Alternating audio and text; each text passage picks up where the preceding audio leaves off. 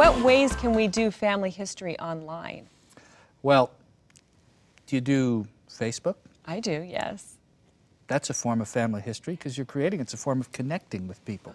And many times, you know, the people who are your friends in Facebook are members of your family, and you'll be friended by cousins and nieces and nephews and aunts and uncles and things like that. That's a form of it. Blogging. Oh. If you blog, and I know you blog. I do blog, yes. You are creating family history. If you keep a journal, you're creating family history. For my future. For your future. And you're transmitting a legacy that is meaningful in the present and will be meaningful at times you don't know, and in ways you don't know now, but will make a real difference at some future time. I like that word, transmitting. That's exactly what you're doing. Yeah. You're passing it on. Yeah. And this is important because it gives people meaning in their lives and grounding that otherwise they don't have. And I never would have thought of Facebook as being a way to do family history. And I would assume that a lot of people would think Facebook's just a way to maybe waste time. But let's talk a little bit further on Facebook and how that helps, or is doing that. Facebook is all about connection and belonging. And so when you share things on Facebook and you post pictures on Facebook and you get people to look at things and have conversations with you on Facebook, that's a way of creating and sharing family history. Family history today and the beauty of technology is all about sharing and collaboration.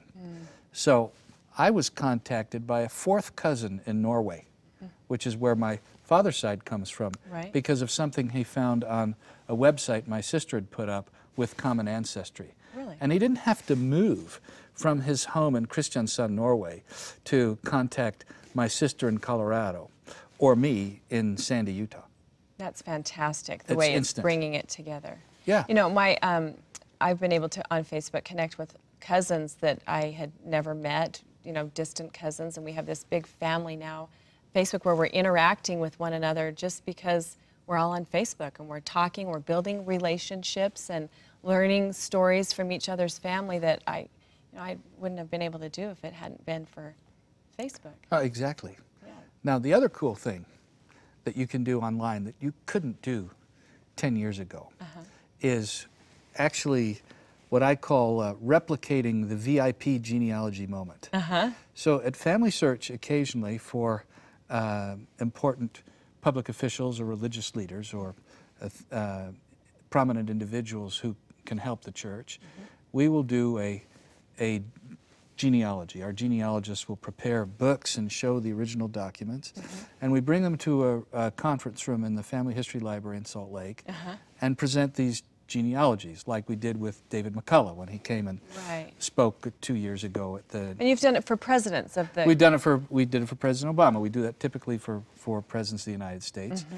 And what happens invariably is you show them the genealogy, and there's some stories, and then what we do is we actually have copies of the original documents. So David McCullough's fifth great-grandfather was originally got the grant to the land around modern-day Pittsburgh during the Revolutionary era. We showed him that. We showed him his commission from the Continental Congress to be a captain. And these are moments when the Kleenex comes out. These are heart